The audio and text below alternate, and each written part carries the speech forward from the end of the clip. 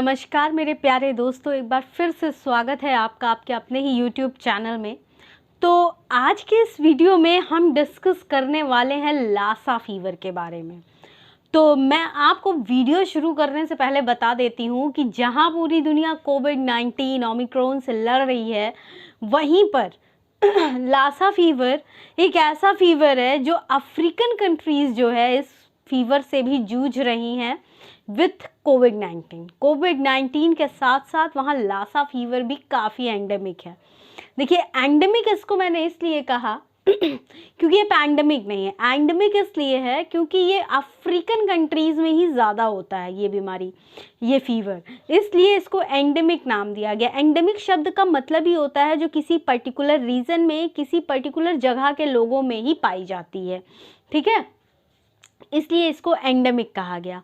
तो देखिए, मैं पहले आपको बता दूं, जैसे मैं बार बार आपको कह रही हूं कि ये कहाँ पे, वेस्ट अफ्रीकन कंट्रीज़ में ये बीमारी एंडेमिक है। इतनी ज़्यादा है कि वहाँ साल भर में 1 लाख से 3 लाख केसेस सिर्फ लासा फीवर के पाए जाते हैं और तकरीबन 5000 डेथ केस होते हैं लासा फीवर के, ठीक है। वही चीज़ें मैंने यहाँ बताने की कोशिश की है। अब आप सोच रहे होंगे कि ये फीवर आया कहाँ से, तो देखिए मैं आपको बता देती हूँ। नाइजीरियन कंट्री में, नाइजीरिया में सबसे पहले 1969 में 2 मिशनरी नर्सेस को वायरल इन्फेक्शन से, वो बहुत ज़्यादा बीमार थी, तो जब टेस्ट हुई, जब बात सामने आई तो पता चला कि उनको लासा फीवर है, ठीक है। और लासा इसका नाम इसलिए पड़ा क्योंकि ये जो बीमारी सबसे पहले लासा नाम के एक गांव में, नाइजीरिया के लासा नाम के एक गांव में ये बीमारी सबसे पहले पाई गई थी 1969 में। वायरल इन्फेक्शन है ये, इसलिए इसका नाम लासा फीवर रखा गया, ठीक है। अब देखिए, ये आप सोच रहे होंगे ये होती कैसे है, तो मैं आपको बता देती हूँ। चूहे, तो वायरल इन्फेक्शन है ये, जो कि मल्टीमैमेट रैट मतलब ये एक मल्टीमैमेट एक जीनस है, रैट का एक जीनस है। तो उनसे सबसे पहले, जिसका नाम है मैस्टोमाइस नैटेलेंसिस, ठीक है, इनसे सबसे पहले होता है। और चूहे जो होते हैं, आपको पता ही है फ्रेंड्स कि चूहे हम ह्यूमंस के आसपास में हर जगह सबके यहाँ पाई जाते हैं। तो ये जो चूहे होते हैं, ये कभी कभी क्या होता है, कोई खाना जूठा कर देते हैं, कोई चीज़ पे मुंह लगा देते हैं जो हमें नहीं पता चलता, किसी चीज़ के ऊपर से गुजर जाते हैं, कहीं कुछ फीसेस, कोई एक्सक्रीशन, कुछ भी हो गया, तो हम क्या किया, हमने उसी को कंज्यूम कर लिया, हमने उसी को खा लिया। तो खा लेने के बाद जब ह्यूमन इसको खा लेते हैं, कंज्यूम कर लेते हैं, तो ये वायरल इन्फेक्शन उनमें हो जाता है। और ये जो मल्टीमैमेट रैट्स होती हैं, ये सबसे ज़्यादा अफ्रीकन कंट्रीज़ यानी कि वेस्ट अफ्रीकन कंट्रीज़ या नाइजीरिया में पाई जाती हैं। आसपास के देशों में भी ये फीवर थोड़ा पाया जाता है, ठीक है। अब देखिए, मैंने जैसे आपको बताया, इक्वेटोरियल अफ्रीका में सबसे ज़्यादा कॉमन है, Sierra Leone, Liberia, Guinea and Nigeria, ये कुछ जगह हैं, कुछ देश है जहाँ पे लासा फीवर सबसे ज़्यादा पाया जाता है। अब देखिए, अब आप पूछ रहे होंगे, क्या ये सोच रहे होंगे कि क्या ये पर्सन टू पर्सन हो सकता है, कैसे फैलता है, तो मैं आपको बता देती हूँ कि पर्सन टू पर्सन ये होता तो है, लेकिन ऐसा कोई ज़रूरी नहीं है कि आप किसी, जिनको लासा फीवर से जो ग्रसित हैं, उनको आप छू लें, उनके संग बैठ के कुछ खा लें या उनसे बातें कर लें तो ये लासा फीवर हो जाए, ऐसा कुछ नहीं है। हाँ, पर्सन टू पर्सन कांटेक्ट हो सकता है, इसमें सेक्सुअल कांटेक्ट के भी केसेस हैं, सेक्सुअली भी ट्रांसमिटेड हो सकता है। और मैं आपको बता देती हूँ कि ये जो है, जो ब्लड होता है, सैंपल्स होता है, उसको इंजेक्ट करने से ये लासा फीवर फैलता है एक पर्सन से दूसरे पर्सन पर, ठीक है। अब हम इसकी सिम्टम्स की बात कर लेते हैं।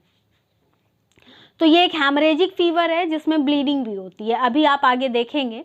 अब जो इसके सिम्टम्स की बात करें, तो कोई पर्सन अगर वायरस के कांटेक्ट में आ जाया है तो सिम्टम्स उसमें 6 से 21 दिन के बाद ही दिखेंगे, ठीक है। और मैं आपको बता देती हूँ, लासा फीवर इतना फैटल होता है कि 2 हफ्तों के भीतर इंसान की मल्टीपल ऑर्गन फेलियर्स की वजह से मृत्यु हो जाती है, ठीक है। तो देखिए, आगे बढ़ने से पहले friends, I would love to request one thing कि हमारा यूट्यूब पे एक और चैनल है 10 डायरेक्शन न्यूज़ के नाम से, तो प्लीज़ प्लीज़ प्लीज़ डिस्क्रिप्शन में मैं लिंक शेयर कर रही हूँ हर बार, आप उस चैनल को भी विजिट कीजिए और उस चैनल को भी सब्सक्राइब कीजिए। तो सिम्टम्स की बात कर रहे थे, तो 80% केसेस में जो लासा फीवर के जो सिम्टम्स होते हैं वो क्या होता है, हेडेक होता है और हल्का सा फीवर होता है 80% केसेस में। और 20% केसेस ये लासा फीवर बहुत सीरियस हो जाता है, एकदम सीवियर हो जाती है। और इसकी जो सिम्टम्स की अगर हम बात करें तो आगे क्या सिम्टम्स है देखिए, गम्स से यानी कि दांत के मसूड़े जो होते हैं वहाँ से ब्लीडिंग हो सकती है, नाक से ब्लीडिंग हो सकती है, आँखों से ब्लीडिंग हो सकती है, और भी कई जगह से ब्लीडिंग हो सकती है। और क्या होता है, सांस लेने में तकलीफ होती है, कफ, वॉमिटिंग और डायरिया हो सकता है। वॉमिटिंग में भी ब्लड आ जाए, डायरिया में भी ब्लड आ सकता है। और स्वेलिंग, खाना गटकने में, यानी जिसको आप डिफ़िकल्टी इन स्वेलोइंग कहते हैं, खाना खाने में दिक्कत हो सकती है। और चेहरा सूजा हुआ हो सकता है, स्वोलन फेस, और छाती में दर्द, पीठ में दर्द, एब्डोमेन रीजन यानी पेट में दर्द, और हियरिंग लॉस, इससे सुनने की शक्ति भी जा सकती है। और मैं आपको बता दूं, लासा फीवर की वजह से जो सुनने की शक्ति चली जाती है वो परमानेंट होती है, टेम्परेरी नहीं होती है। और ब्लड प्रेशर भी ऊपर नीचे हो सकता है। पेरिकार्डाइटिस, पेरिकार्डियम वो जगह होती है, वो मसल्स होते हैं जिनके, वो सैक होता है जिसमें हार्ट रखा हुआ होता है अपना, ठीक है। तो जो मसल्स हार्ट को पूरी तरह से सराउंड की होती है उसको पेरिकार्डियम मसल्स कहते हैं। तो पेरिकार्डाइटिस भी हो सकता है और मेनिंजाइटिस भी हो सकता है, इंसेफेलाइटिस भी हो सकता है। मेनिंजाइटिस क्या होता है कि स्पाइनल कॉर्ड, ब्रेन और स्पाइनल कॉर्ड, ब्रेन को जो लेयर सराउंड करती है, दैट इज मेनिंजाइटिस। और ये वायरल इन्फेक्शन के केस में मेनिंजाइटिस और इंसेफेलाइटिस जैसी चीज़ें, यानी कि इंसेफेलाइटिस मतलब ब्रेन में इन्फेक्शन, तो ये सारी चीज़ें बहुत कॉमन हैं। और सीजर्स यानी कि चक्कर आना, ठीक है, कुछ समझ में नहीं आना, दौरे पड़ना, ये सारी चीज़ें इस फीवर में ये सिम्टम्स काफ़ी सामने आते हैं। अब मैं आपको बता देती हूँ कि मैंने आपको पहले ही बताया कि 6 से 21 दिन के बाद सिम्टम सामने आते हैं, लेकिन अगर पेशेंट हॉस्पिटलाइज्ड है तो 2 हफ्तों के अंदर मल्टीपल ऑर्गन फेलियर्स की वजह से डेथ हो सकती है। और ये फीवर तब एकदम सीवियर हो जाता है, इसका कोई प्रिवेंशन नहीं है, कोई वैक्सीन नहीं है। अब आगे देखते हैं प्रेग्नेंट लेडीज़ की अगर आप बात करें तो प्रेग्नेंट लेडीज़ में अगर मैं बात करूं तो 3rd ट्राइमेस्टर में 95% केसेस में ये फीवर बहुत ही ज़्यादा घातक सिद्ध हो सकता है, प्रेगनेंसी ख़त्म हो सकती है, मिसकैरेज के चांसेस बहुत ज़्यादा हो जाते हैं, ठीक है। अब इसको डिटेक्शन की बात कर लें तो देखिए फ्रेंड्स, डिटेक्शन की अगर बात करें तो इसके डिटेक्शन के लिए एलाइजा टेस्ट है। एलाइजा यानी कि इंजाइम लिंक्ड इम्यूनोसॉर्बेंट एसेज, जो क्या करता है, बॉडी में आईजीजी और आईजीएम या फिर लासा एंटीजन को डिटेक्ट करता है, ठीक है, लासा एंटीजन को डिटेक्ट करता है। हाँ, इसके लिए आरटीपीसीआर भी हो सकता है। और मैं आपको एक बात और बता देती हूँ कि कंट्री टू कंट्री ट्रैवलिंग की वजह से ये आसपास की कंट्रीज़ में भी फैल रहा है। जैसे कि यूएसए में भी एक ट्रैवलर्स, जब ट्रैवलिंग के दौरान लोग आए थे तो एक ट्रैवलर में ये लासा फीवर के सिम्टम्स पाए गए थे।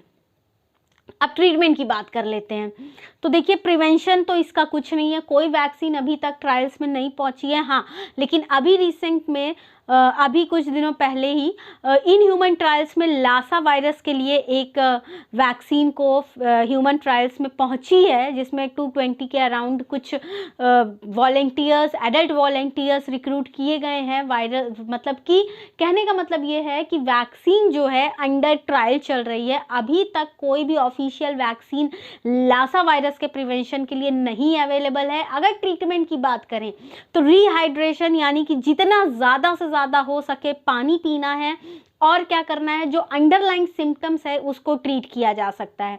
अंडरलाइंग सिम्टम्स मतलब कि जो हेडेक हो रहा है, जो वॉमिटिंग, जो डायरिया, इन सबको चीज़ों को ठीक करने के लिए कोशिश की जा सकती है। और क्या है, रिबावायरिन, ठीक है, रिबावायरिन जो है ये भी लासा फीवर में यूज़फुल मानी जाती है, लेकिन ये किस तरह से एक्ट करती है इसका अभी तक कुछ ठीक पता नहीं है। और हाँ, रिबावायरिन का क्या है कि ये टॉक्सिक इफेक्ट शो करती है और टेराक्टोजेनिक इफेक्ट भी शो करती है। टेराक्टोजेनिक मतलब अगर प्रेग्नेंट लेडीज़ हैं तो उसमें हो सकता है बर्थ डिफेक्ट, बच्चे में कुछ भी हो सकता है, तो इसलिए रिबावायरिन के यूज़ को भी थोड़ा लिमिटेड ही रखा गया है, ठीक। प्रिवेंशन की बात करें तो जैसे कि मैंने आपको पहले बताया, कोई भी वैक्सीन अवेलेबल नहीं है, लेकिन हाँ कम्युनिटी हाइजीन पे जोर दिया गया है। कम्युनिटी हाइजीन कैसे, जैसे कि आपको पता है ये चूहों से फैलती है, तो जो भी खाने पीने के सामान है उसको रोडेंट रेजिस्टेंट कंटेनर में रखना है, मतलब ऐसी जगह पे ऐसे जार में रखना है जिसमें जो है चूहे ना पहुंच पाएँ।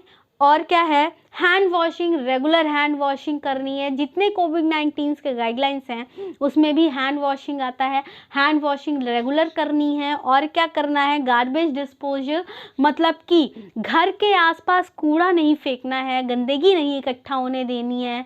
और क्या करना है कि प्रॉपर डिस्पोजल, अगर कोई घर का एनिमल मर जा रहा है तो उसको बरी करने का भी प्रॉपर प्लेस होना चाहिए। ये सारी कुछ जो है इसके प्रिवेंटिव मेजर्स हैं, मतलब कम्युनिटी हाइजीन पे जोर दिया गया है। आपको अपने आसपास पूरी तरह से साफ सफाई बना के रखनी है। तो जैसे ही आपने देखा कि लासा फीवर यानी कि लासा फीवर के बारे में, जो कि एक वायरल फीवर है, इससे जुड़ी मैंने सारी जानकारी आपको देने की पूरी कोशिश की है।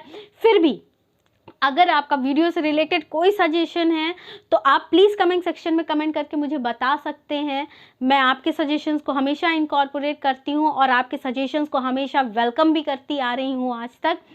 और अगर वीडियो पसंद आई हो तो प्लीज़ चैनल को लाइक करें, चैनल को सब्सक्राइब ज़रूर करें और वीडियो को आगे लोगों तक पहुंचाते जाएं, क्योंकि जैसे कि मैंने आपको बता दिया ये एंडेमिक है तो ये पैंडेमिक नहीं होनी चाहिए।